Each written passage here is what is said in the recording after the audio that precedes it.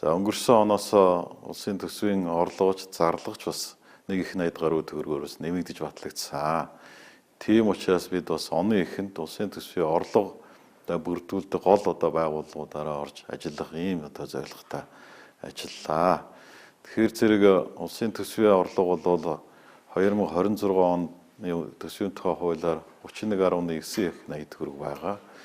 За үүнээс татвар ерхий газар бол 19 их 80 төгрөг, гайлын ерхий газар бол 7.4 их 80 төгрөгийг төвлөрүүлэх ийм үүрэг хүлээж байгаа. За өнгөрсөн онд бол мэдээж бас уул уурхайн бүтээгдэхүүний үн ханш дэлхийн зах зээл дээр бага байсан. Ялангуяа нүүрсний үн бага байсантай холбогдуулаад аж ахуй нэгжийн орлогын албан татвар, ашигт малтамлын нөөц ашигласны төлбөр гэх мэтийн орлогууд бас тодорхой хэмжээгээр тасархад эдгээр эрдэс баялагын энэ үн ханш бол нөлөөлсөн. За мөн импортын гайлын татварын орлого тасарсан. Тухайлах юм бол автомашины импортын татвар, бензин, дизель түлшний импортын татвар тасарсан байна.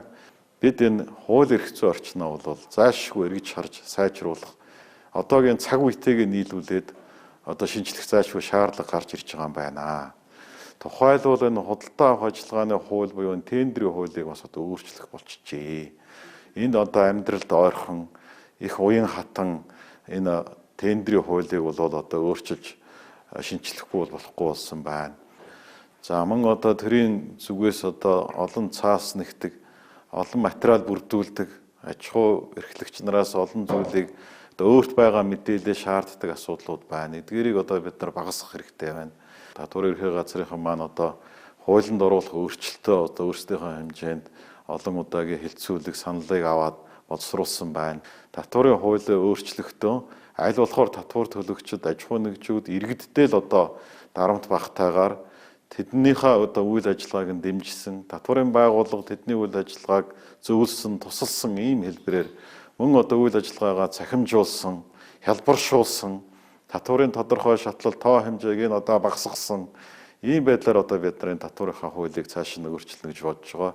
Ер нь бол урьдчилсан тооцоогоор энэ татварын хуулийн өөрчлөлт орсноор 2-3 их 80 төгрөгийн татвар бас энэ татвар төлөгчдийн нуруунд дээрээс хөнгөлөгдөнө гэж бас бид тооцож байгаа.